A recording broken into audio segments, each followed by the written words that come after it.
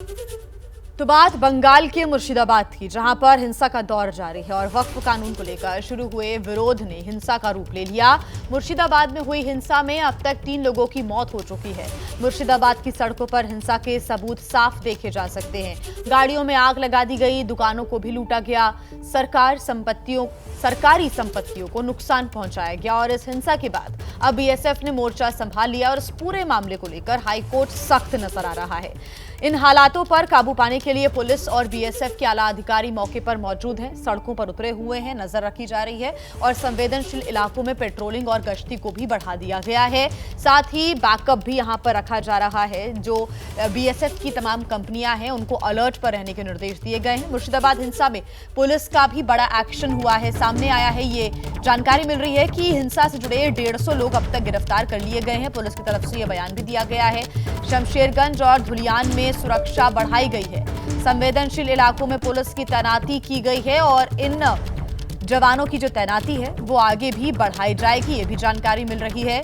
आपको बता दें कि जो वक्फ कानून के खिलाफ यहां पर हिंसा भड़की, उसमें सरकारी संपत्तियों को नुकसान पहुंचा था, कई गाड़ियों को आग के हवाले कर दिया गया था, दुकानों में तोड़फोड़ की गई थी, दुकानों में भी लूटपाट की खबर सामने आई थी।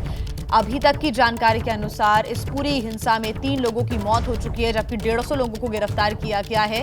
वीडियोस और सीसीटीवी फुटेजेस खंगाले जा रहे हैं, उनके आधार पर भी जो उपद्रवी हैं उनकी खोजबीन की जा रही है, उनकी पहचान की जा रही है और अब पुलिस ने बड़ा एक्शन भी लिया है। पुलिस की तैनाती और कई इलाकों में जो अतिरिक्त सीसीटीवी कैमरास हैं वो भी लगाए जा रहे हैं। मुर्शिदाबाद में हुई हिंसा को लेकर स्थानीय लोगों में जबरदस्त आक्रोश है। लोगों का आरोप है कि बंगाल पुलिस कोई कार्रवाई नहीं कर रही है। साथ ही उनका यह भी कहना है कि इस इलाके में कोई भी सुरक्षित नहीं है और इसलिए बीएसएफ का कैंप लगाकर राष्ट्रपति शासन यहां लगा देना चाहिए। हम लोग उसको बुलाते रहे लेकिन वो लोग नहीं आए हैं। 4 घंटे तक यहाँ पर तांडव चला है और यहाँ पे पुलिस स्टेशन जस्ट 200 मीटर की दूरी में है।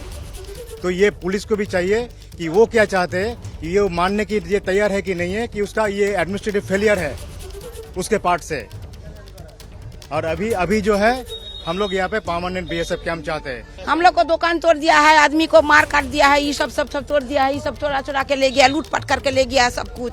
हम लोग का एक तो घर में जनाना आदमी सब हम चाहते, छोटा लड़का बच्चा है हम लोग का, कैसे घर में रह के चाकू छुरी लेके घर में घुस जाके मार रहा है। हम लोग क्या करेंगे, कहाँ जाएंगे हम लोग, बताइए। हम लोग राष्ट्रपति शासन चाहते हैं। यहाँ अराजकता चलता है, यहाँ गुंडागर्दी चलता है। हर शुक्र जब भी कोई जुलूस होता है, शुक्रवार नमाज के बाद इधर आतंक फैलाया जाता है। यहाँ के सारे घर जला दिए गई है, सारी दुकानें जला दिया गया है।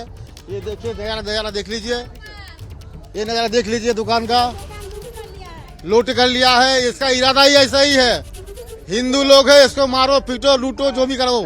यहाँ चाहते हैं अगर शांत रहता है तो बीएसएफ कैंप एक परमानेंट रहना चाहिए।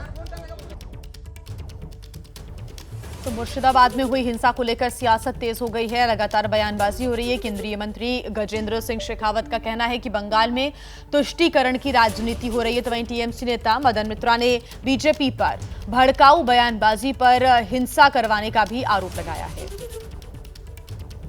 वोटों के तुष्टीकरण के लिए जिस तरह के हालात बंगाल में ममता बनर्जी सरकार के चलते हुए बने हैं, वो निश्चित रूप से दुर्भाग्यपूर्ण है और निंदनीय है।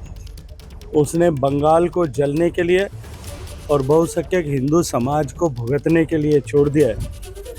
ये एक बार फिर आज़ादी से पहले जिस तरह की व्यवस्था बंगाल में हुई थी, बंगाल विभाजन के समय हुई थी, एक बार उसका पुनर्स्मरण कराता है। लेकिन मैं ऐसा मानता हूँ कि अब जिस तरह की चेतना व्याप्त हुई है, ये गुंडागिर्दी आने वाले चुनाव के बाद में शायद बंगाल को इससे मुक्ति मिलेगी। अमित मालव्य या बीजेपी का कोई बाखाड़ी करता, वो लोग ये नहीं समझते हैं कि उन लोग का भी कुछ जिम्मेदारी है। उल्टा सीधा बात करके देश में बंगाल में झंझट लगाने चाहते हैं। और ममता बनर्जी कभी बंगाल को, पाकिस्तान तो छोड़ दीजिए, बंगाल को सारा देश की नहीं बल्कि बंगाल को नाम सारा दुनिया में पहुंचने के लिए जंग लड़ रहे हैं। ये जो थोड़ा बहुत झमेला होता है इधर उधर, इसके लिए जिम्मेदारी सेंट्रल गवर्नमेंट की है। तो देखिए, मुर्शिदाबाद हिंसा के बाद अब तक क्या कुछ हुआ है वो भी आइए आपको बता देते हैं। एक तरफ सियासी बयानबाजी हो रही है तो दूसरी तरफ स्थिति को कंट्रोल करने के लिए बंगाल के हालातों पर केंद्र की भी नजर है। मुर्शिदाबाद में बीएसएफ की 7 कंपनियां तैनात कर दी गई हैं। सुती, धुलियान और शमशेरगंज में बीएसएफ की तैनाती है। 300 से अधिक जवान पहले से ही यहां पर तैनात किए गए हैं। केंद्रीय रिजर्व पुलिस बल की भी यहां पर तैनाती है और हिंसा के आरोप में 150 से अधिक लोग अब तक गिरफ्तार किए जा चुके हैं। जो हिंसा भड़की उसमें 3 लोगों की मौत की जानकारी मिली, कई लोगों को चोट आई है, कई पुलिसकर्मी भी इस हिंसा में घायल हुए हैं और अब ये जानकारी मिल रही है कि और भी जवानों की तैनाती की जा सकती है, क्योंकि केंद्र की भी नजर है पश्चिम बंगाल पर। केंद्र भी लगातार इस पूरी घटना पर नजर बनाए हुए है।